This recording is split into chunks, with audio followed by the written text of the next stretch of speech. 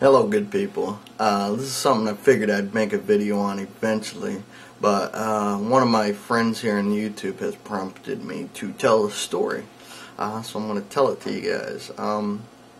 Basically, when I was in my early 20s probably, I had a revelation or epiphany, if you will. Let me just give you a little backstory on myself. I grew up poor. I grew up, my father wasn't in my life for the most part. We had some issues, and there was some stuff that went down. And we grew up poor. We grew up in the ghetto. I mean, pretty much. We grew up all over Flint. We moved from house to house, and we were evicted and whatnot. And I went to schools, and most of my after I got out of elementary school, most of my teachers didn't believe in me, didn't believe that I was good for anything.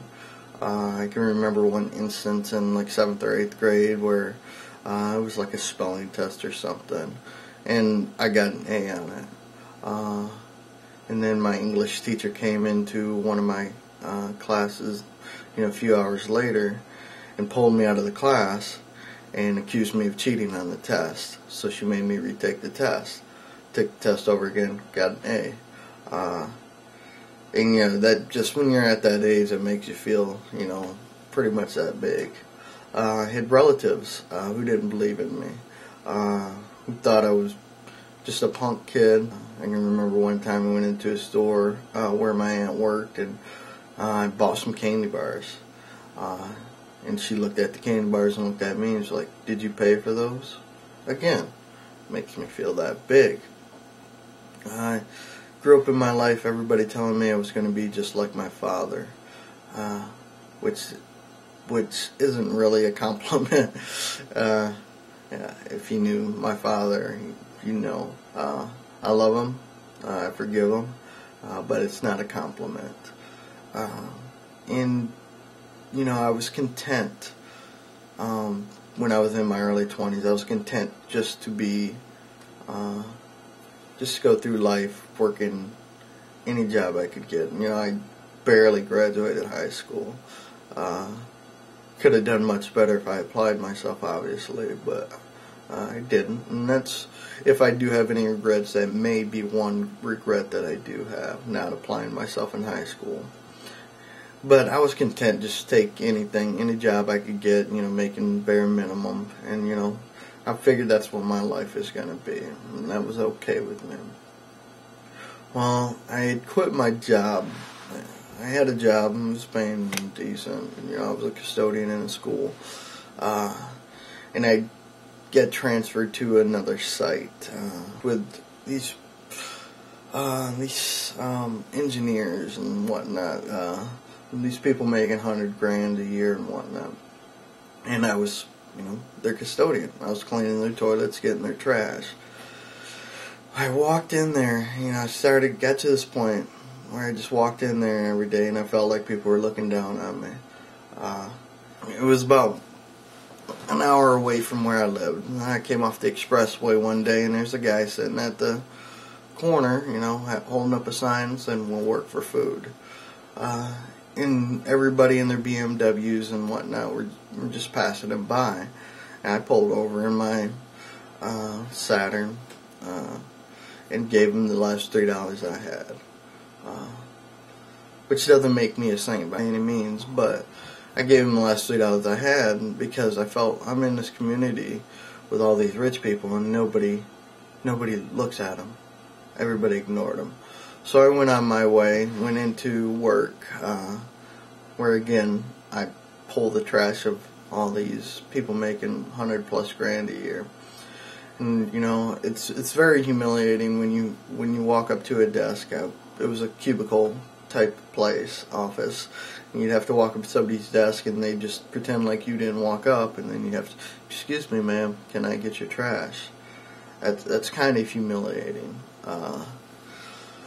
And then as I was doing that, working that night, I was looking at everybody's cubicle and on their desk and everything, and I noticed everybody had pictures, But the strange thing I noticed was the pictures weren't of their family, it was of their possessions. People had pictures of their homes, their motorhomes, their cars, their ATVs and boats and whatnot, but they didn't have pictures of their family. And it just made me feel really uncomfortable. These weren't people that I really wanted to be around because they didn't have their priorities in order. They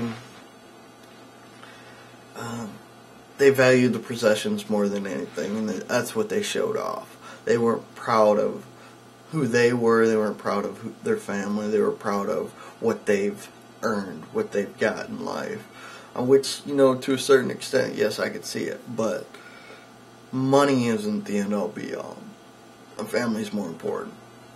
So I ended up quitting that job, and I was out of work for, I think, good 8 months. And during that time, I may have fell into a slight depression. I don't think I was full-blown depressed, but I was in my room, you know, all the time. Didn't leave my room. Just I had a web TV at that time, if anybody remembers those. And you know, I just played on that a lot, and you know, had my little world in there. And I didn't come out of my room too often, but one day when I was sitting in my room, laying on the bed, I was just thinking about life in general, and you know, I couldn't sleep and whatnot. So I was thinking about life, and all of a sudden it dawned on me, what am I doing? You know, I'm going through life making excuses for myself. I could excuse away anything. I could justify anything. Why? You know, this doesn't have to be my destiny. You know, I can change myself. And, you know, thinking that and just changing my way of thinking, you know, I stopped putting limits on myself. You know, just because, you know, I grew up poor doesn't mean I have to live poor. It doesn't mean I have to, I can't attain certain things. So I stopped putting limits on myself, you know, period. I stopped making excuses, and, you know, I just decided that I was going to try to do the best I can with more than I had, and not just settle, not be content. And that's when life started happening for me. At work, I got back in with the same company, being a custodian, but I progressed up to supervision, and you know, worked at a few different sites, and I'm a site manager now, and I have, you know, 50 people under me who I employ, who depend on me, which is, you know, really weird. And they respect me, which is something that I didn't get before, which is cool. I found the love of my life after that. And before that, I didn't date anybody, seriously. You know, I was just, my self-esteem was really low at the time. I didn't think I was good enough for anybody. But after that, you know, just everything started to come together. And, you know, now I'm getting married, and you know, I got a decent job. Not one that I absolutely love, but one that's decent, and I do have a sense of pride in it now, which I never had before. And so, I mean, mainly my thing is don't go through life putting excuses on yourself, excusing everything away. Don't put limits. If you want something, go out and get it. It's up to you. I mean, don't wait for, you know, a lottery ticket to be handed to you. It's up to you. Go out and get it and make it happen. Just, if you want this, go for it. Go balls out for it. And just make it happen for yourself. Don't wait around hoping that, you know, something will come around and change you. Change yourself. Okay? Well, that's all. That's my little story for today. I gotta go. Peace.